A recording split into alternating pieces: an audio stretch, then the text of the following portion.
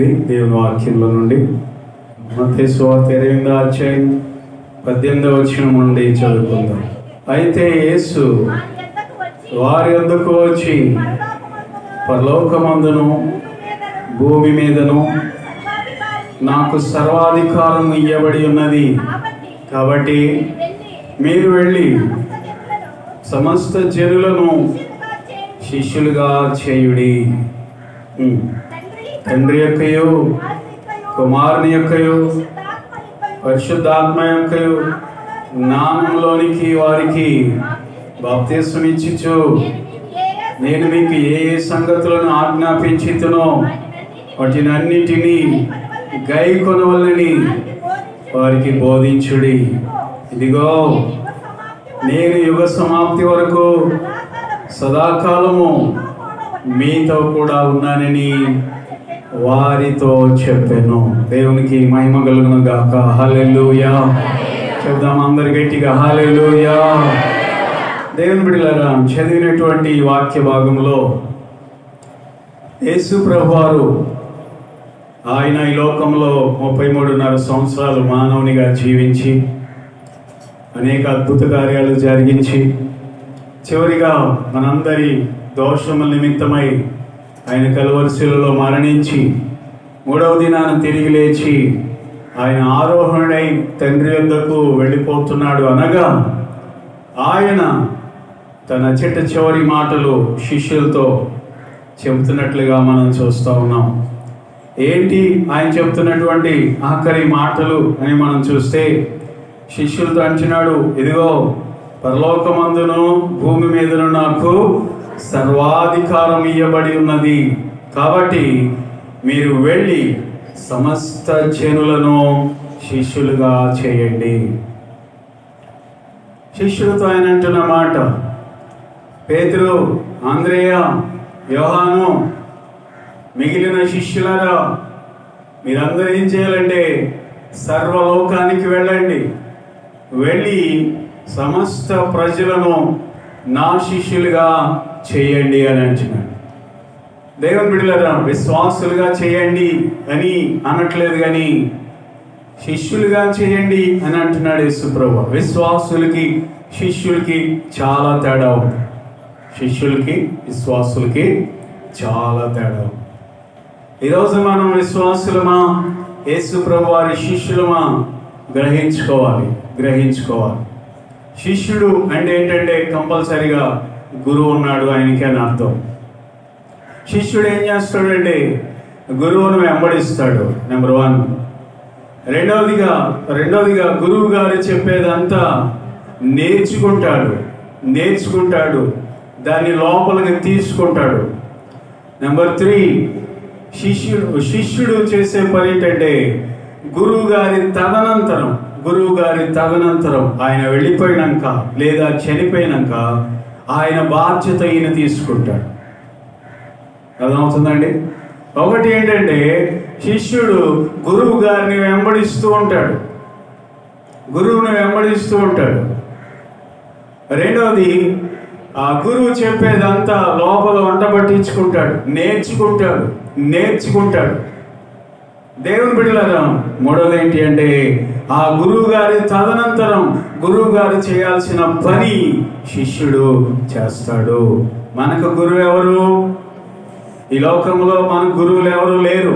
యేసయ్య అంటాడు మత్తయి సువార్త 23వ అధ్యాయంలో, ఎవరిని మీరు గురువులని పిలవద్దు, మీకు గురువు ఒక్కడే. ఎవరైనా చదవండి, 23వ అధ్యాయము 8వ వచనం నుండి చూడండి. మీరైతే బోధకులని పిలువబడవద్దు, ఒక్కడే మీ బోధకుడు.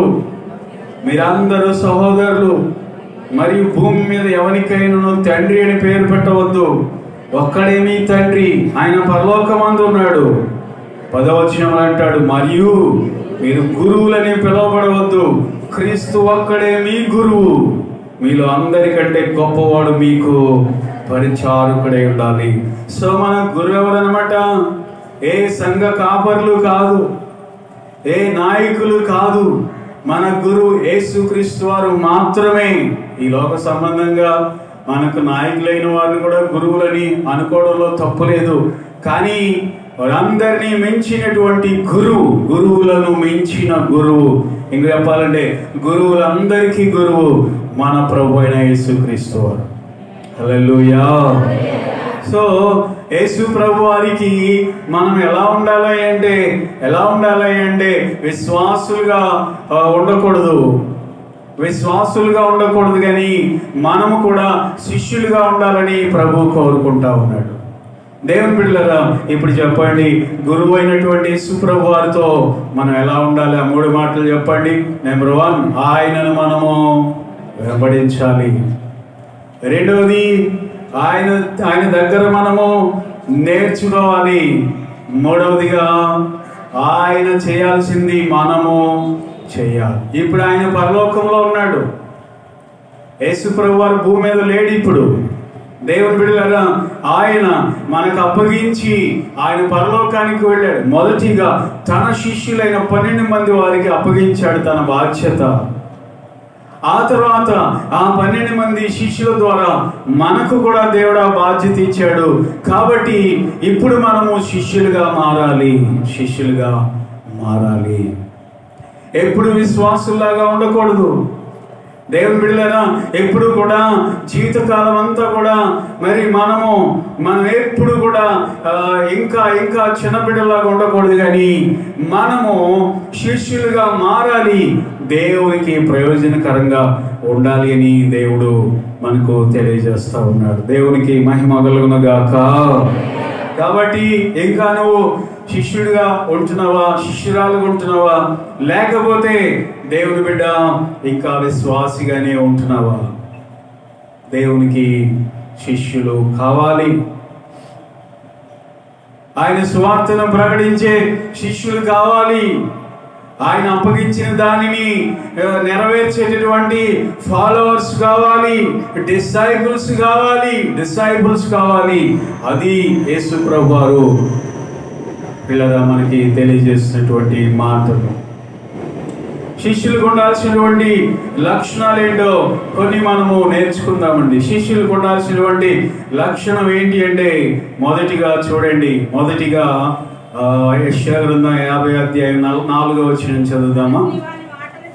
యెషయా గ్రంథం 50వ అధ్యాయము 4వ వచనం. అలసిన వాని మాటల చేత ఓరడించు జ్ఞానము నాకు కలుగునట్లు శిష్యునికి తగిన నోరు యెహోవా నాకు దయచేసి ఉన్నాడు. శిష్యులు వినుటకై ప్రతి ఉదయమున నాకు ఆయన వినబుద్ధి పుట్టించుచున్నాడు. దేవుని బిడ్డలారా, ఇక్కడ భక్తుడు ఇచ్చినాడు, దేవుడు నాకు రెండిచ్చాడు. ఒకటి చక్కని నోరు, శిష్యుడు ఆదరించే అలసిన వానిని ఓరడించే మాటలు కలిగిన నోరు దేవుడు నాకు ఇచ్చాడు. రెండవదిగా వినే బుద్ధి దేవుడు నాకు ఇచ్చాడు. శిష్యులైన వారికి ఉండాల్సిన మొదటి లక్షణం ఏంటంటే వినాలి. వినే దాంట్లో ప్రియులరా 3 భాగాలు ఇమిడి ఉంటాయి. వినడం అంటే జాగ్రత్తగా ఆలకించడం నెంబర్ 1. రెండవదిగా ఆలకించిన దాన్ని గ్రహించడం నెంబర్ 2. మూడవదిగా గ్రహించిన దానిని అనుసరించడం. ఏంటి చెప్పండి? ఒకటి ఆలకించడం, రెండవది గ్రహించడం, మూడవది అనుసరించడం లేదా ఆచరించడం. చెప్పిన మాట వినవేరా అంటుంది తల్లి. అంటే దాని అర్థం ఏంటి? చెప్పింది చేయవేంట్రా, అర్థం చేసుకోవేంట్రా? దేవుని బిడ్డలారా, శిష్యులమైనటువంటి మనకు ఉండాల్సినటువంటి ఫస్ట్ క్వాలిఫికేషన్ ఏంటంటే దేవుని వాక్యము వినాలి. నెంబర్ 1 ఆలకించాలి చెవులతో జాగ్రత్తగా. రెండవది అర్థం చేసుకోవాలి. మూడవది ఆచరించేదాన్ని వినడం అని అంటారు అన్నమాట. కొంతమంది వింటారు, విన్నట్టుగా ఉంటారు, అర్థంగా చెప్పే మాట అర్థం కాదు. వినటానికి బాగానే వింటారు. కొంతమంది వింటారు, అర్థం చేసుకుంటారు, కానీ దాన్ని ఆచరణలో పెట్టరు, ఆచరించరు. ఈ మూడిట్లో ఏది లేకపోయినా నువ్వు విన్నదంతా వ్యర్థమవుతుంది. ఒకటి ఆలోచించాలి, రెండోది అర్థం చేసుకోవాలి, మూడోది ప్రియులారా దాన్ని ఆచరించాలి. శిష్యుడు అనగా గురువు చెప్పింది చేయాలి, వెంటనే చేయాలి. శిష్యులు ఏది చెప్పినా యేసు ప్రభువు ఆజ్ఞాపించిన ప్రతిదీ కూడా వాళ్ళు చేశారు. నీళ్లు నింపండి బాణాల నిండా అన్నాడు యేసు ప్రభు వారు. వాడు ఎందుకు వేసి అన్నాడు వాళ్ళకి తెలియలా. అయినా ఆయన మాటకు లోబడి పాత్రలు నిండా నీళ్లు నింపారా లేదా? అరణ్యంలో ఈ ప్రజలందరికీ మీరే ఆహారం పెట్టాలన్నాడు యేసు ప్రభు. అయినా వాళ్ళు ఎలా పెట్టాలో వాళ్ళకి తెలియలేదు. అయినా కానీ యేసు ప్రభు వారు చెప్పాడు కనుక వాళ్ళందరినీ లైన్లో కూర్చోమని చెప్పారు.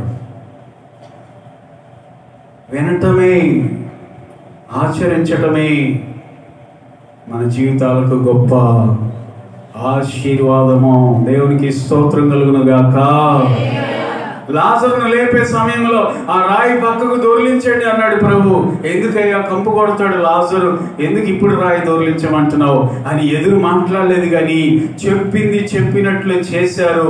వారే శిష్యులు అనబడ్డారు. మరి ఈరోజు దేవుడు చెప్పింది నువ్వు చేస్తున్నావా? వినటానికి వింటున్నావు మంచిదే. చాలా మంది వింటారు కానీ గ్రహించరు. దేవునికి స్తోత్రం చెల్లిద్దామా? హల్లెలూయా. ఓ పాస్టర్ గారిని ఎక్కడో పిలిచారంట సంఘానికి. పిలిచినప్పుడు భోజనం వడ్డించి అమ్మాయి అంటుందంట, పాస్టర్ గారండి మీరు పోయినసారి వచ్చినప్పుడు బ్రహ్మాండంగా చెప్పారంటే వాక్యం. అంటే వాళ్ళు బ్రహ్మాండంగా చెప్పలేదు. అలాని కాదు, పోయినసారి బాగా చెప్పారండి. ఏం చెప్పానమ్మా గుర్తులేదు కానీ ఏదో మొత్తానికి బాగా చెప్పాను.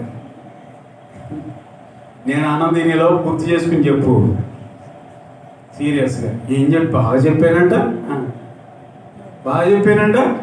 ఏం చెప్పాను గుర్తులేదంట. కోపం వచ్చింది ఆయనకి. నేను అన్నందినే లోపు ఏం చెప్పానో నువ్వు చెప్పాలి. ఇక గజిబిజి అయిపోయి పాస్టర్ గారు కోడి మాంసం తినడం అన్నం తిన్నాడుగా. కోడి మాంసం చూడగానే కోడి గురించి చెప్పింది గుర్తొచ్చారు. పాస్టర్ గారు మీరు కోడి గురించి చెప్పారు పోయినసారి వచ్చినప్పుడు. గబగబా ప్లేట్ ఇసిరి కొట్టి నిద్రమోహమా అంటే చెప్పిన వాక్యం అంతా మర్చిపోయావు, ఏదో నేను కోడి గురించి చెప్పేసరికి అది నీకు గుర్తుందా అని తిట్టాడంట. పట్టు చెప్పడం బాగా చెప్పాడండి అంటారు చాలా మంది. దేవుని బిడ్డలారా ఏం చెప్పాడు అర్థమైందే దాన్ని ఆచరించావా? అది ప్రాముఖ్యమైంది. ఈ రోజున చాలా మంది వింటున్నారు కానీ అర్థం కాని జీవితాల్లో ఉండిపోతున్నారు. అర్థం అవుతుంది కానీ దాన్ని అనుసరించలేని పరిస్థితిలో చాలా మంది ఉంటా ఉన్నారు. అపొస్తలుల కార్యముల గ్రంథంలో 28వ అధ్యాయంలో భక్తుడు అక్కడ రాశాడు చక్కని మాట. ఏంటి అంటే, ఈ ప్రజలు వినడానికి వింటారు, వారి కన్నులతో చూస్తారు. 28వ అధ్యాయము 26వ వచనం. ఎరువిట మట్టుకు విందురు గాని గ్రహింపరు, చూచుట మట్టుకు చూతురు గాని కానరని ఈ ప్రజల ఎద్దుకు వెళ్ళి చెప్పుము. ఈ ప్రజలు కన్నులారా చూచి, చెవులారా విని, మనసారా గ్రహించి నా వలన స్వస్థత పొందుకున్నట్లు వారి హృదయము క్రొవ్వి ఉన్నది. వారు చెవులతో మందముగా విని కన్నులు మూసుకొని ఉన్నారు. చూడటానికి చూస్తారు, వాళ్ళకి అర్థం కాదు. వినటానికి వింటారు, వారికి అర్థం కాదు. దేవుని బిడ్డల కారణం ఏంటంటే వారి చెవులు ఏమైపోయినాయి అంట, మందమైపోయినాయి, కొవ్విని, వారి హృదయాలు కొవ్విని. దేవుని బిడ్డలారా ఈరోజు దేవుని మాటలు వింటున్న మనం దాని ప్రకారంగా మనము చేసేవారమై ఉండాలి. దేవునికి స్తోత్రం కలుగును గాక. చెబుదామండి అందరూ హల్లెలూయా, హల్లెలూయా. అడవిలో ఒక చిలకండ తన పిల్లలకి జాగ్రత్త చెబుదామని ఒక చిన్న పాట నేర్పించిందంట తన పిల్లలకి. ఏంటి ఆ పాట అంటే, వేటగాడు వస్తాడు, నూకలేస్తాడు, వల వేస్తాడు, పట్టుకుపోతాడు. ఈ 4 మాటలు కష్టపడి తన పిల్లలకు నేర్పిందంట. చలనడం ఒకసారి అనండి మీ చక్కని స్వరాలతో.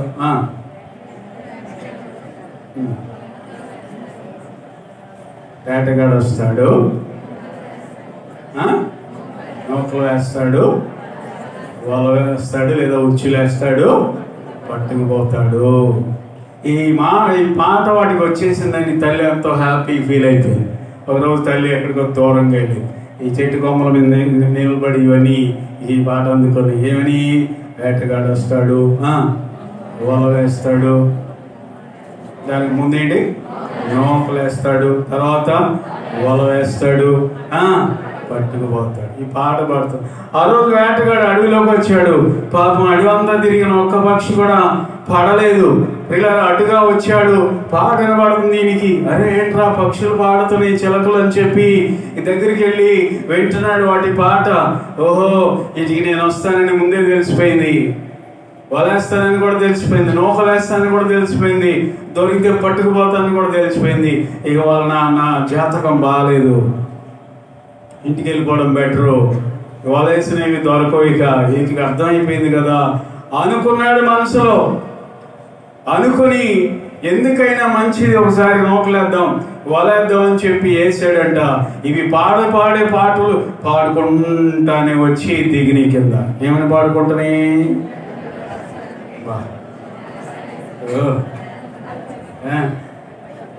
పట్టుకుపోతే ఆశ్చర్యపోయాడు. ఇదేంట్రా బాబు, వీటికి అర్థమైపోయింది కదా, నేను వస్తానని తెలుసుకుని, వలేస్తానని తెలుసుకుని, నూకలేస్తానని తెలుసుకుని, పట్టుకుపోతానని కూడా తెలుసుకుని, ఇదేంట్రా నాయన అని ఆశ్చర్యపోయాడు. వెంటనే ఉచ్చులు బిగించేశాడు. ప్రియుల వాటిని భుజాన్ని వేసుకుని తీసుకెళ్ళిపోతుంటే అక్కడ కూడా పాడుతున్నాయి అంట. ఏమని, వేటగాడు వస్తాడు. చాలా మంది విశ్వాసులు ఈ రోజుల్లో ఇలా ఉన్నారండి. యవనస్తులారా, మీరు సాతానికి కూడా దొరికి కూడా ఈ పాటలో పాడుతున్నారంటే మీరు ఆ టైపు. మీరు వింటున్నారు కానీ మీకు అర్థం కావట్లేదు. వాక్యం వింటున్నారు కానీ మీకు తలకి ఎక్కట్లేదు. తలకి ఎక్కినా కానీ ఆ వాక్యాన్ని మీరు అనుసరించట్లేదు. అనుసరించకుండా పాడితే ఏంటి సుఖం? కనుక దేవుని బిడ్డలారా, ఈరోజు శిష్యులుగా ఉండడానికి తగిన అర్హతల్లో ఒక అర్హత ఏంటంటే వినే బుద్ధి ఉండాలి. వాక్యాన్ని విని వాక్యానికి లోబడాలి. వాక్యాన్ని నేర్చుకోవాలి. నేర్చుకోవడమే కాదు, నేర్చుకుని మన బ్రతుకు మార్చుకోవాలి. నేర్చుకోవడమే కాదు, చెప్పండి, మార్చుకోవాలి. అందరూ స్తోత్రం చెల్లిద్దామా? హల్లెలూయా.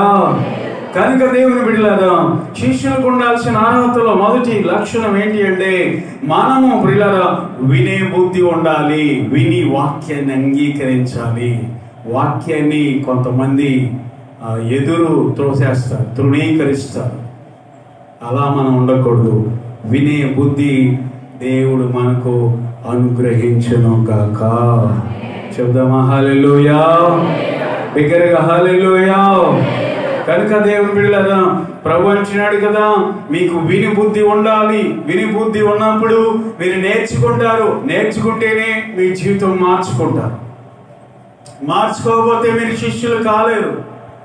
మారకపోతే మీరు శిష్యులుగా మార్చబడలేరు. దేవుని బిడ్డలారా, ఈ రోజున మనము శిష్యులుగా ఉండాలి. అనేక మందిని యేసయ్య శిష్యులుగా మనము మార్చాలని దేవుడు మన నుండి ఆయన కోరుకుంటా ఉన్నాడు. రెండవదిగా మనం చూస్తే యేసు ప్రభు వారి శిష్యులుగా మనం ఉండాలి అంటే ఏం చేయాలంటే చూడండి, రెండవది లూకాసు వార్త 14వ అధ్యాయము 27వ వచనాన్ని మనం చదువుకుందాం. లూకాసు వార్త 14వ అధ్యాయము 27వ వచనం చదువుదామా? మరియు ఎవడైనను తన సిలువను మోసుకొని నన్ను వెంబడింపని ఎడల వాడు నా శిష్యుడు కానేరడు. నెంబర్ 2, రెండవదిగా యేసు ప్రభు వారి యొక్క శిష్యులుగా మనం ఉండాలి అంటే మన సిలువను మనం ఎత్తుకొని మొయ్యాలంట. అలా అని చెప్పి వెంటనే ఇంటికి వెళ్ళి ఏమండి కార్పెంటర్ దగ్గరికి వెళ్ళి, పాస్టర్ గారి వాళ్ళు మాకు సిలువ మొయ్యాలని చెప్పాడు కాబట్టి ఒక సిలువ తయారు చేయండి, కొంచెం వెయిట్ ఎక్కువ ఉండకూడదు సుమా, మేము మొయ్యగలిగింది ఉండాలి అని చెప్పి జాగ్రత్తగా దాన్ని తయారు చేసి పెయింట్ వేసి డిజైన్ చేసి తిరగమని కాదు, అది భుజాన్ని వేసుకుని తిరగమని కాదు. సిలువని భుజం మీద కాదు ఉండాల్సింది. దేవుని బిడ్డలారా, సిలువని మెళ్ళ కాదు ఉండాల్సింది. చాలా మంది మెళ్ళ వేసుకుని తిరిగే వాళ్ళం మనం చూస్తూ ఉంటాం. అసహ్యం ఏంటంటే కొంతమంది సినిమా యాక్టర్లు కూడా మెళ్ళ వేసుకుని తిరిగేవాళ్ళు ఉన్నారు. అసహ్యమైన డ్రెస్సులు వేసుకుని కొంతమంది ఉన్నారు, క్రిస్టియన్స్ ఉన్నారు. వాళ్ళలో సిలువ మెళ్ళ వేసుకున్నారు కానీ సిలువ విలువ తెలియని వాళ్ళు, అమాయకులు, మూర్ఖులు. సిలువ మెళ్ళ వేసుకుంటారు, సగం డ్రెస్ వేసుకుని తిరుగుతారు. సిలువ మెళ్ళ వేసుకుంటారు, వారి యొక్క అందాన్ని ఎక్స్పోజ్ చేసుకుంటూ తిరుగుతారు. దేవుని బిడ్డలారా, సిలువ యొక్క విలువ వారికి తెలియదు. సిలువను మోయడం అంటే అర్థం ఏంటంటే ప్రతిరోజు ప్రభు కోసం అవమానాలు మోసుకుంటూ వెళ్ళాలి, ప్రతిరోజు ప్రభు కోసం నిందలు మోసుకుంటూ వెళ్ళాలి, ప్రతిరోజు ప్రభు కోసము శ్రమలు మోసుకుంటూ వెళ్ళాలి. శ్రమలతో కూడిన జీవితం సుఖవంతమైన జీవితం కాదు. సిలువ మోయడం అంటే కంఫర్టబుల్ లైఫ్ కాదు. సిలువ మోయడం అంటే సుఖాలను ప్రేమించే జీవితం కాదు. దేవుని బిడ్డలారా, సిలువ మోయడం అంటే కోరి కోరి శ్రమలు అనుభవించడం ప్రభు కోసం. యేసయ్య అనుభవించాడు, మనకు నేర్పించాడు. క్రైస్తవ జీవితం అంటే యేసు ప్రభు వారిని నమ్ముకోగానే ఆరోగ్యం వచ్చేస్తుంది రండి అంటారు చాలా మంది, లేకపోతే ఆస్తులు వచ్చేస్తాయి రండి, మీరు అభివృద్ధి అయిపోతారు, అంత అయిపోతారు, ఎంత అయిపోతారని భూమిగా ఏదో మాయలు చేసేస్తూ ఉంటారు చాలా మంది. దేవుడు ఇష్టమైతే ఆశీర్వదిస్తాడు, కాదంటలా. కానీ ఆశీర్వాదాలు సౌఖ్యానికి వాడుకోవడం కాదు, సుఖాలకు వాడుకోవడం కాదు. దేవుని బిడ్డలారా, ప్రతిరోజు మనము యేసయ్య ఏ విధంగా సిలువ మోసాడో అలాగున మనము మోసేవారుగా ఉండాలని దేవుడు కోరుకుంటా ఉన్నాడు. దేవునికి మహిమ కలుగును గాక. చెప్దామా? అందరూ చెప్దామా? హల్లెలూయా. నువ్వు సిలువను మోసే అనుభవం నువ్వు కలిగి ఉండాలి. ప్రభు కోసం అవమానాలు భరించాలి, ప్రభు కోసం శ్రమలు సహించాలి, ప్రభు కోసం ఎలాంటి నిందలైనా భరించాలి, ప్రభు కోసం నీ శక్తిని ఖర్చు పెట్టాలి. ఏం శక్తి ఖర్చు పెడతామండి? 3 ఇళ్ళ తర్వాత ఏదైనా ప్రార్థన జరుగుతుంటే ఆ 3 ఇళ్ళ తర్వాత జరిగే ప్రార్థనకే మనం రాలేము. దేవుడు మనం ప్రేమించి మంచి వెహికల్ ఇచ్చాడు, అందరికి ఇచ్చాడు కదా. ఈ రోజుల్లో ఆడవాళ్ళకు కూడా బళ్ళు వచ్చేసినాయి. అలా ఎంత స్పీడ్ వెళ్తున్నారంటే తూనీలాగా. ఆడపిల్లలు జాగ్రత్త, క్షణం పట్టదు. కాలో చెయ్యి ఇరిగి జీవితాంతం వికలాంగులుగా హ్యాండిక్యాప్డ్గా బ్రతకడం క్షణం పట్టదు. అలా ఉందా?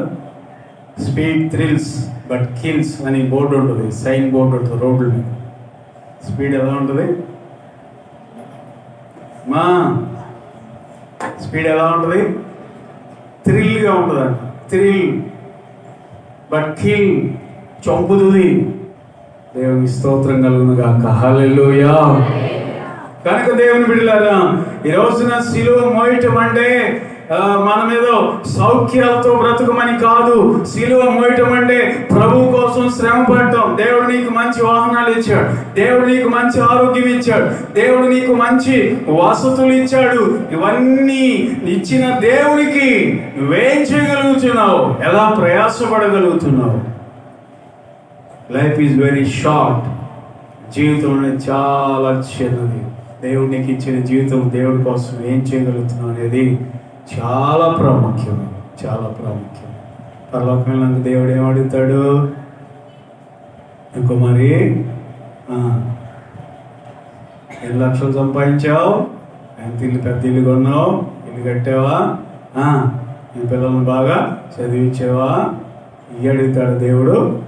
ఏమడుగుతాడండి? నా కోసం ఏం చేశావు? ఆమేన్. హల్లెలూయా. పాట అయితే భలే పాట. ఏం చేశానయ్యా నీ కోసం, ఇప్పటికైనా నీ కోసం కష్టపడతానయ్యా. ఏం నువ్వు కష్టపడేది? ఇంట్లో ఏసీ వేసుకుని నిద్రపోయి కష్టపడతానయ్యా. అదే మరి 4 అడుగులు ఇల్లు 4 ఇళ్ళు తర్వాత జరిగే ప్రార్థన నువ్వు రాలేవే, నువ్వేంటి నువ్వు సిలువ మోసేది ప్రభు కోసం? దేవుని బిడ్డ ప్రభు కోసం నిందలు పడలేవే, ఏంటి నువ్వు సిలువ మోసేది ప్రభు కోసం?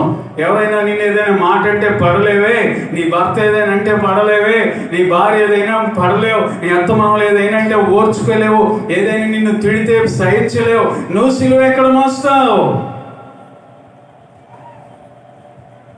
పైగా నీ అత్తగారితో మాట్లాడావు, నీ మామయ్యతో మాట్లాడావు, తిట్టారని అనకూడని మాటలు అన్నారని వారితో రోజులు పగబెట్టుకుంటావు. ఎలాంటి వ్యక్తివి నువ్వు? సిలువలో మోస్తావు. రక్షణ లేని నీ అత్తను భరించలేవే, రక్షణ లేని నీ మామయ్యని మాటలను భరించలేవే, రక్షణ లేని నీ భర్త మాట్లాడే మాటలను భరించలేవే, సిలువ ఎక్కడ మోస్తావు నువ్వు? సిలువ అంటే అవమానాలు, సిలువ అంటే నిందలు, సిలువ అంటే బాధలు, ఎన్నో శోధనలు. దేవుని స్తోత్రం కలుగును గాక. హల్లెలూయా చెప్దామా? హల్లెలూయా. ఎలా ఉంటుంది? మా కోడలు మాతో మాట్లాడదయ్యా, ఎందుకని నీకే తెలియదు, నువ్వే చెప్తావు గామకి వారం అని చెప్పి నన్ను అంటే వాళ్ళు నేనేం చెప్తానమ్మా, మాట్లాడు మాకు మీ అత్తతో కట్టి రాదు ప్రార్థనకి. కోడలు మాత్రం బ్రహ్మాండంగా వస్తుంది, పరిగెత్తుకుంటూ వస్తుంది. అరే అట్లని ఇంక నీ మాదిరేది ఇంట్లో, నీ మాదిరేది? నాకు రక్షణ లేదు ఏదో అందే, లేకపోతే నీ మా ఏదో అన్నాడు వాళ్ళకి రక్షణ లేదు, లేకపోతే నీ ఆడబిడ్డలేదో అన్నారు నిన్ను, వాళ్ళు ప్రభు గురించి తెలియదు, లేకపోతే నీ అక్కలేదో అన్నారు, నీ సొంత అక్కలు లేదా నీ సొంత తమ్ముళ్ళు.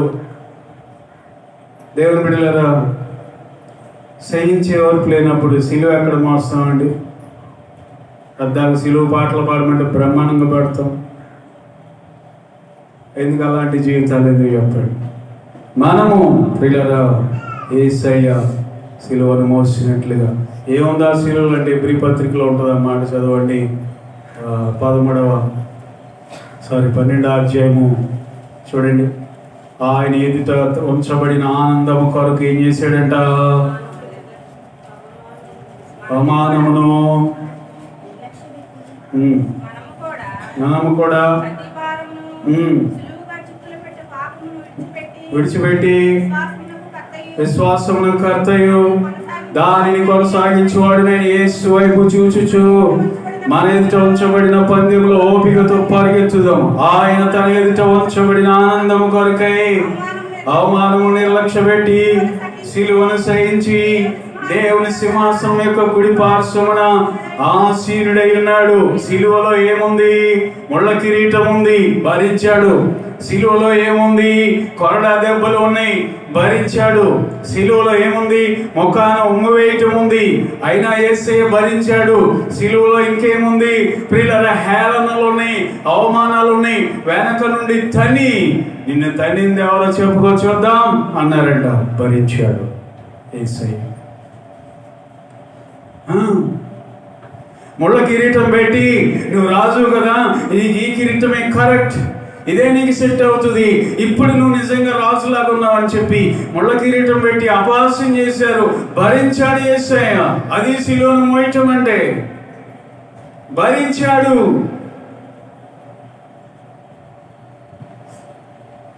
అందరు దేవునికి స్తోత్రం చెల్లిద్దామా? హల్లెలూయా. బిగ్గరగా హల్లెలూయా. అవమానం భరించలేవే, ఓ మాట పడలేవే, ఎందుకు పడాలి అంటావు? అదేమన్నా అంటే ఎందుకు పడాలి అంటావు. యేసయ్య ఎందుకు పడ్డాడు? యేసయ్య కంటే నీతిమంతుడవా? యేసయ్య కంటే పరిశుద్ధుడువా? యేసయ్య కంటే గొప్పవాడువా? తప్పు లేదు కాబట్టి పడాలి. తప్పు ఉంటే నువ్వు పడేది ఏంటి? తప్పుడోడు కూడా మాట పడాల్సిందే. తప్పు లేనప్పుడు పడడమే గొప్ప విషయం. అది యేసయ్య మాదిరి. చాలా మంది అంటారు, నాకు తప్పు లేనప్పుడు నేను ఎందుకు పడాలి? పడిపోతే బహుమానం ఎలా దొరుకుతుంది? యేసయ్యలో అన్ని తప్పులో నేనైనా పోగొట్టుకున్నాడా? పాపాలు నేను ఓర్చుకున్నాడా? లేదు. దేవుని బిడ్డలారా, ఈరోజు మనము కూడా సిలువను మోసేవారు ఉండాలని ప్రభు మనకి తెలియజేస్తున్నాడు. శిష్యుల లక్షణం అది. ఆమేన్, హల్లెలూయా. కాబట్టి ఎవరు దేవుని శిష్యులంటే నెంబర్ 1 ప్రియులారా, వినబుద్ధి కలిగినటువంటి వారు, వినేవారు, విని దానిని ఆచరణలో పెట్టేవారు. రెండవదిగా మనం చూస్తే దేవుని బిడ్డలారా, సిలువను ప్రతి దినము మోసేవారు. మూడవదిగా చూద్దామా? యోహాను సువార్త 15వ అధ్యాయము 8వ వచనం చదువుకుందాం. ఇంకా ఎవరు దేవుని శిష్యులని మనం చూస్తే యోహాను సువార్త 15వ అధ్యాయం 8వ వచనంలో రాయబడింది కదా, మీరు బహుగా ఫలించడం వలన నా తండ్రి మహిమపరచబడతాడు. ఇందువలన మీరు నా శిష్యులగుదురు. మీరు బహుగా ఫలించడం వలన మీరు బహుగా ఫలించడం వలన నా తండ్రి మహిమపరచబడతాడు. దానిని బట్టి మీరు నా శిష్యులు అవుతారు. కాబట్టి శిష్యులు అంటే ఎవరంటే బహుగా ఫలించేవాళ్ళు. ఇప్పుడు ఫలించడం అంటే అర్థం ఏంటి? బహుగా ఫలించడం అంటే అర్థం ఏంటి? దీనిలో చాలా మంది మిస్అండర్స్టాండింగ్ చేసుకుంటారు. బహుగా ఫలించడం అంటే బహుగా డబ్బులు సంపాదించుకోవడం, ఆస్తులు కూడబెట్టుకోవడం, ఇల్లు కట్టుకోవడం, పొలాలు కొనుక్కోవడం. బహుగా ఫలించడం అంటే బాగా అభివృద్ధి పొందడం అనుకుంటారు. తప్పు.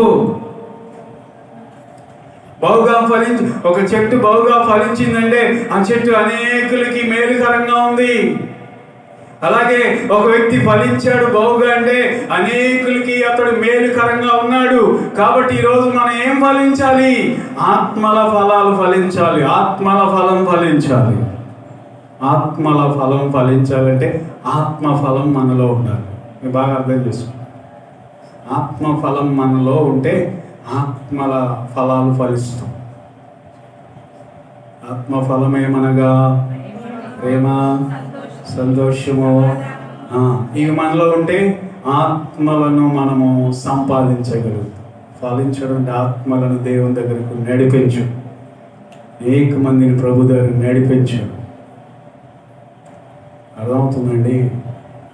నీలో ఒక్క ఫలం అన్న ఉందా? ఒక్క వ్యక్తినైనా దేవుని దగ్గర నడిపించావా? లేదంటే ఏంటంటే నీలో ఆత్మఫలం లేదని, ప్రేమ లేదని, సమాధానం లేదని, వారితో నీకు ఎలాంటి సమాధానం లేదని. దేవుని బిడ్డలారా, ఆత్మఫలం మనలో ఉంటే ఆత్మల ఫలాలు ఫలిస్తాం. ఇక అర్థమైతే దేవుడు మిమ్మల్ని దీవించును గాక.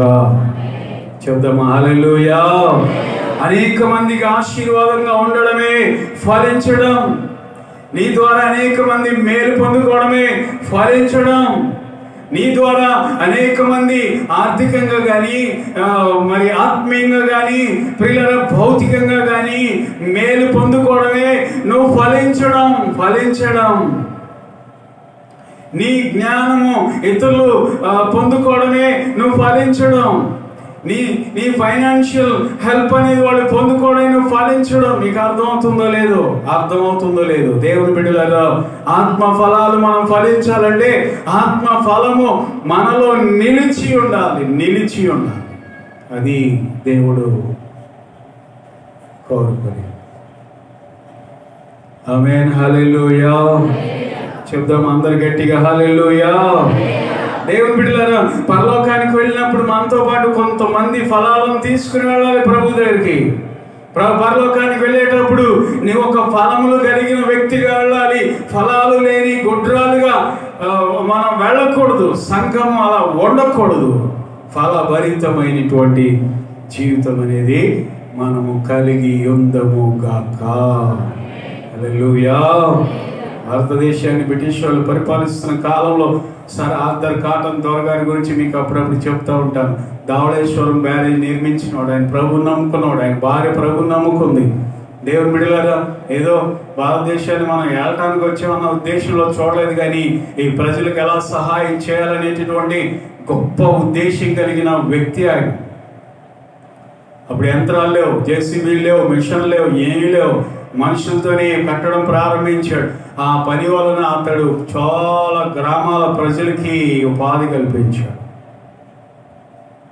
ఫలించడం అంటే ఏదో ప్రార్థన చేసుకోవడం, స్తోత్రం, హల్లెలూయా అయిపోయింది అంటాం. చాలా మందికి ఉపాధి కల్పించాడు.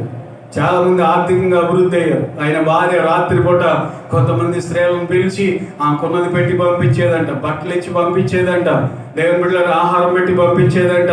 పేదవాళ్ళు ఎప్పుడైతే తన ఇంటికి వచ్చారో లేదనక ఇచ్చి పంపించేదంట.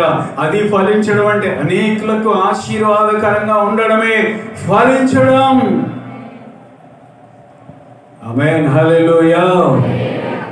పెద్ద బాగా చదువుకున్నావా, నలుగురు పేద పిల్లలకి నువ్వు చదువు చెప్పు, నువ్వు ఫలిస్తున్నావు అని అర్థం. నీకు కొన్ని ఫలాలు ఫలిస్తున్నాయని నువ్వు చెప్పిన చదువు ద్వారా కొంతమంది ఉద్యోగాలు పొందుకుంటే నువ్వు ఫలించావని అర్థం.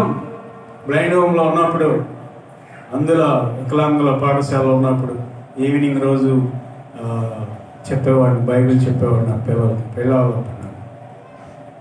ఆ మధ్య ఒక యవనస్తుడు ఫోన్ చేసి, అన్నా మీరు చెప్పిన వాక్యాల వలన నేను దేవుని ఇందు భయభక్తులు కలిగి బాగా చదువుకున్నాను. మీరు ఎప్పుడు చెప్పేవాళ్ళు బాగా చదవాలి, బాగా చదవాలి, బాగా చదవాలి అని చెప్పేవాళ్ళు కదా.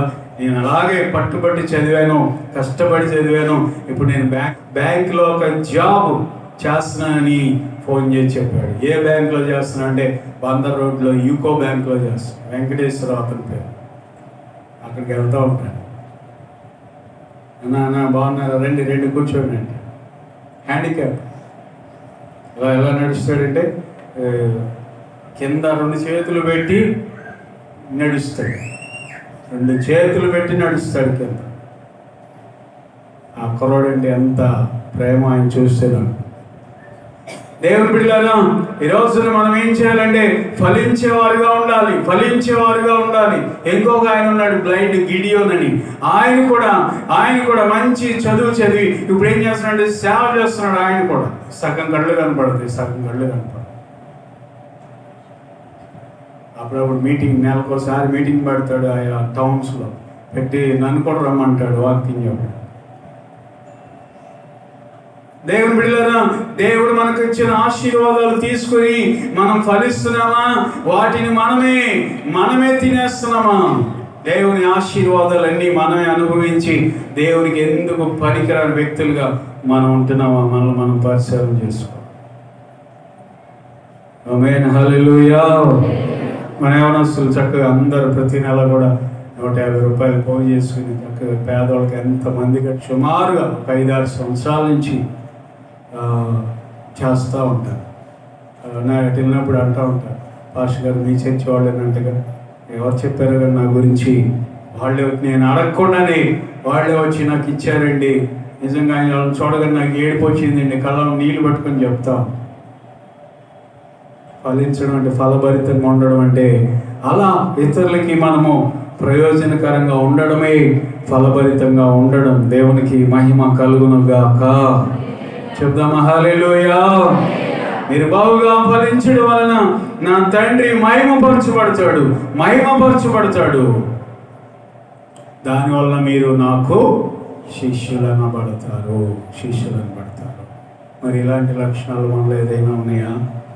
ఒకసారి మనం పరీక్షించాలి. 4వదిగా చెప్పి ముగించేస్తాను. లూకా సువార్త 14వ అధ్యాయంలో 26వ వచనంలో ఒక మాట రాయబడింది. 14:26 వచనం. లూకా సువార్త 14:26. ఎవడైనాను నా యొద్దకు వచ్చి తన తండ్రిని, తల్లిని, భార్యను, పిల్లలను, అన్నదమ్ములను, అక్క చెల్లెళ్ళను, తన ప్రాణమును సహా ద్వేషించకుంటే వాడు నా శిష్యుడు కాలేరడు. శిష్యుడికి ఉండాల్సిన మరొక లక్షణం ఏంటంటే ప్రియులారా, ప్రాణమును సైతము ద్వేషించాలంట.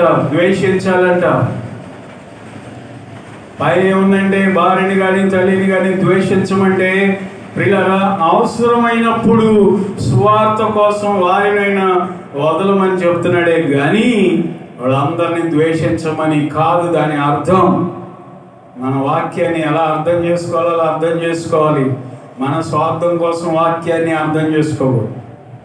కాబట్టి చివరిగా అంటున్న మాట ఏంటంటే, తన ప్రాణమును సైతము ద్వేషించకుంటే నా శిష్యుడు కానేరడు అని యేసుప్రభువు వారు చెప్తున్నాడు. శిష్యులకు ఉండాల్సిన చాలా ఉన్నాయి, కానీ ఈరోజు మీకు 4 విషయాలు చెప్తున్నాను. ఈరోజు చెప్పే 4 విషయాలు ఆఖరిది ఏంటంటే, ప్రాణమును సైతము ద్వేషించేవారుగా ఉండాలి ప్రభు కోసం. ప్రాణమును సైతము లెక్క చేయని వారుగా మనం ఉండాలని దేవుడు కోరుకుంటున్నాడు. శిష్యులకు ఉండాల్సిన లక్షణం. మనం అట్లా కాదుగా, ప్రభు చచ్చిపోతున్నాను బతికించవేంటయ్యా, నా రోగం తగ్గట్లేదు ఏంటయ్యా, నేను అడిగింది ఇవ్వట్లేదు ఏంటయ్యా, ఎప్పుడయ్యా నేను బాగయ్యేది, ఎప్పుడయ్యా నేను స్వస్థపడేది, ఎప్పుడయ్యా నన్ను అభివృద్ధి పరిచేది, ఎప్పుడయ్యా నేను ఇల్లు కట్టుకునేది, ఎప్పుడయ్యా నేను పొలం కొనుక్కునేది, ఎప్పుడు ఇలాంటి ఆలోచనలతో ఉంటారు పరిపక్వత లేని క్రైస్తవులు. వాటి కోసం అక్కడెక్కడికి పరుగులు ఎత్తడం కూడా చేస్తారు. ఆ సంఘానికి ఈ సంఘానికి, ఆ పాస్టర్ గారి దగ్గరికి ఈ పాస్టర్ గారి దగ్గరికి స్థిరం లేకుండా వీళ్ళు ఎప్పుడు ఈ చిన్న చిన్న ఆలోచనలతో ఉంటారు. నాకు తగ్గట్లేదేంటి, నాకు స్వస్థత రావట్లేదేంటి, నాకు అభివృద్ధి అవ్వట్లేదేంటి, నేను పనులు దొరకట్లేదేంటి, ఇవన్నీ విశ్వాసులు ఆలోచించే ఆలోచనలు, ఇంకా చిన్న బిడ్డల లాంటి వాళ్ళు ఆలోచించే ఆలోచనలు. అదే శిష్యులుగా ఎదిగిన వాళ్ళైతే ప్రాణాన్ని కూడా అసహించుకుంటారంట దేవుని కోసం, ప్రాణాన్ని కూడా ద్వేషిస్తారంట. ఆమేన్, హల్లెలూయా. చెప్దాం హల్లెలూయా. మీ అందరికి తెలుసు, ఒరిస్సాలో ఆస్ట్రేలియా నుండి వచ్చిన దైవజనులు ఎవరు వాళ్ళు? గ్రహం స్టెయిన్స్. ఆస్ట్రేలియా నుండి వచ్చి ఒరిస్సాలో పరిచయం చేస్తుండే బజరంగ దళం అనేటటువంటి వాళ్ళు పిల్లరా, వాళ్ళు తప్పుగా అర్థం చేసుకున్నారు. ఆయన మతం మారుస్తున్నాడు. ఎవరు మారుతారు మతం? చాలా మంది అనుకుంటారు బలవంతం మత మార్పులు. చిన్నపిల్లడే రాడు, చాక్లెట్ ఇస్తానంటే అక్కడే ఉండి ఇటు ఇచ్చే అంటాడు, కానీ రారా నా దగ్గర రాడు. వస్తారా? మాట్లాడరే. ఒకవేళ వచ్చి నా చాక్లెట్ తీసుకుని మళ్ళీ వెళ్ళిపోతారు వాళ్ళ అమ్మ దగ్గర. చాలా మంది అనుకుంటారు మతం మారుస్తున్నారండి. పిల్లరా, చాలాసార్లు హెచ్చరించారు, ఎక్కడి నుంచి వెళ్ళిపోవాలి, నువ్వు నీ దేశం వెళ్ళిపోవాలి, ఆస్ట్రేలియా వెళ్ళిపోవాలి, లేకపోతే నేను చంపుతావు, నీ పిల్లలు చంపుతావు, నీ భార్యను చంపుతావు అని ఎన్నోసార్లు హెచ్చరించారు. కానీ ప్రభు కోసం చేస్తే చస్తాం, కానీ ఎక్కడి నుంచి వెళ్ళేది లేదు అని గట్టిగా చెప్పి కూర్చున్నాడు. ఎవరైనా ఆస్ట్రేలియా త్వరగా ఆయన పేరేంటి? గ్రహం స్టెయిన్స్. వచ్చింది యేసయ్య గురించి చెప్పడానికి కానీ తిరిగి వెళ్ళిపోవడానికి కాదు. ఇలాంటి వాళ్ళకి మేము భయపడమని చెప్పాడు, గట్టిగా చెప్పాడు. ఒకరోజు రాత్రి అలసిపోయి కారులోనే పడుకున్నారు. ఆయన భార్య ఇంట్లో పడుకుంది, ఆయన 2 పిల్లలు కారులో వ్యాన్లో పడుకున్నారు. సువార్త చేసి వచ్చి వ్యాన్లోనే పడుకుని ఉంటే వార్నింగ్ ఇచ్చిన వాళ్ళు అర్ధరాత్రి వచ్చి పిల్లగా దాని మీద పెట్రోల్ పోసేసి తగలబెట్టేశారు. బ్రతికుండగానే అలసి జీవ దహనం అయిపోయారు, కాలిపోయారు, బూడిదైపోయారు. అందులో ప్రాణాన్ని కూడా తెగించినటువంటి వాడు గ్రహం స్టెయిన్స్. మనమేమో ప్రాణం కాపాడుకోవాలని చూస్తాం, ఆస్తులు కాపాడుకోవాలని చూస్తాం, లేకపోతే ఇంకేదైనా దాచిపెట్టుకోవాలని చూస్తాం. ప్రాణాలు ఏం చేశాడు వాళ్ళు? తన భార్య అంటుంది, నా భర్తను చంపిన వాళ్ళు మీరేం చేయొద్దు, నేను క్షమించేస్తున్నాను, మీరేం చేసుకుంటారు నాకు తెలియదు. చూసారా ఎలా చక్కని మాట. కాబట్టి ఇవన్నీ ఎందుకు చెప్తున్నానండి? విశ్వాసుల స్థాయి నుండి శిష్యుల స్థాయికి మనం ఎదగాలి. దేవుని బిడ్డలారా, యేసయ్య ఏమన్నాడు? సమస్త జనులను నా విశ్వాసులుగా చేయను అన్నట్లే. నేను కూడా మీకు చెప్తున్నాను, మీరు బ్రతికినంతకాలం నా చేతి కింద విశ్వాసులు మీరు ఉండిపోకూడదు. మీరందరూ శిష్యులుగా మారాలి, ప్రభు సేవకు వెళ్ళాలి. ఒకవేళ మీరు చేయలేకపోతే మీ పిల్లలనైనా లేపాలి, మీ పిల్లలను పంపించాలి దేవుని పరిచర్య కోసం. వాళ్ళు బైబిల్ ట్రైనింగ్ పొందాలి, ఆయా ప్రాంతాలకు వెళ్ళి దేవుని పరిచర్య చేయాలి. యేసయ్య ఇచ్చిన ఈ మాట మనం నెరవేర్చాలి. చెప్పడామే గట్టిగా హల్లెలూయా. మీలో ఈ సమర్పణ ఉండాలి. చెప్పేది మీకు అర్థమవుతుందా అనుకుంటున్నా? అర్థమవుతుందమ్మా? మనం ఇంకా ఎప్పుడు చిన్నపిల్లలాగా చాక్లెట్ కోసం ఆశపడే ఒకలాగా నాకు స్వస్థత రావాలి, నాకు రోగం తగ్గాలి, నా పిల్లలు పాస్ అవ్వాలి, ఇల్లు కట్టుకోవాలి, అడుగుతూ ఉంటాం దేవుడు. అది కాదు కావాల్సింది. మనం శిష్యులుగా మారాలి, ప్రభు స్వార్థ చేయాలి, ప్రభువుని ప్రకటించాలి, ఆయన కోసం వెళ్ళాలి. దేవుని బిడ్డలారా, ఆయన యొక్క మాటలను మనము నెరవేర్చినట్లయితే దేవుని శిష్యులుగా మనం ఉంటాం. మనల్ని బట్టి ఆయన సంతోషించే దేవుడై ఉన్నాడు. దేవునికి మహిమ కలుగునుగాక. చెప్పండి, ఏంటండి శిష్యులకు ఉండాల్సిన లక్షణాలు ఏంటి? నెంబర్ 1, వినాలి, విని అర్థం చేసుకోవాలి, అర్థం చేసుకుని ఆచరించాలి. రెండవది యేసయ్య శిలువను మనం మోయాలి. మూడవదిగా బహుగా ఫలించేవారుగా మనం ఉండాలి, ఫలభరితంగా ఉండాలి. నాలుగవదిగా ప్రాణమును సైతము మనము ద్వేషించేవారుగా ఉన్నట్లయితే దేవుని చిత్తాన్ని మనము నెరవేర్చిన వారం అవుతాం. బలా నమ్మకమైన మంచి దాసురాలని ప్రభు చేత పిలిపించుకుంటాం. అలాంటి కృప, అలాంటి ధన్యత దేవుడు మన అందరికీ దయచేయునుగాక. అందరి తలలోంచి ప్రార్థన చేసుకుంటాం. దేవుని బిడ్డలారా, ప్రభు శిష్యులం అయిపోదాం. రోజు రోజుకి ఆయన శిష్యులుగా మారిపోదాం. ఆయన చిత్తాన్ని నెరవేర్చుదాం. ఆయనకు అనుకూలంగా నడుచుకుందాం. ప్రభు అప్పగించిన పనిని ముందు కొనసాగిద్దాం. ప్రభు సాక్షులుగా జీవించుదాం. ప్రభుని సంతోషపెట్టేవారుగా మనం ఉందాం. వెళుదామా? హల్లెలూయా, హల్లెలూయా, హల్లెలూయా. దయమేడువైన మా ప్రభువా, మీ స్తోత్రం చెల్లిస్తున్నాం నాయన. దేవా, మీ లేఖన భాగంలో నుండి మాతో మాట్లాడిన ప్రతి మాటను బట్టి మీకు స్తోత్రం చెల్లిస్తున్నాం ప్రభువా. దేవా తండ్రి నాయనా, మేమందరం కూడా మీ శిష్యులుగా ఉండాలని, మేమే కాదు ప్రభువా, సమస్త జనులను కూడా, అనేక మందిని కూడా మేము శిష్యులుగా చేయాలని మీరు మాతో మాట్లాడుతున్న మాటల కొరకే మీకు స్తోత్రం చెల్లిస్తున్నాం ప్రభువా. చెప్పిన ప్రతి మాటను కూడా మీరు దీవించండి అయినా. నీ ప్రజలు అర్థం చేసుకోవడానికి కావాల్సిన మంచి జ్ఞానాన్ని మీరు దయచేయాలని ప్రార్థిస్తున్నాం ప్రభువా. దేవా తండ్రి నాయనా, వినే బుద్ధి మాకు ఉండాలని, విని దాన్ని ఆచరించేవారుగా మేము బ్రతకాలని మాతో మీరు మాట్లాడారు.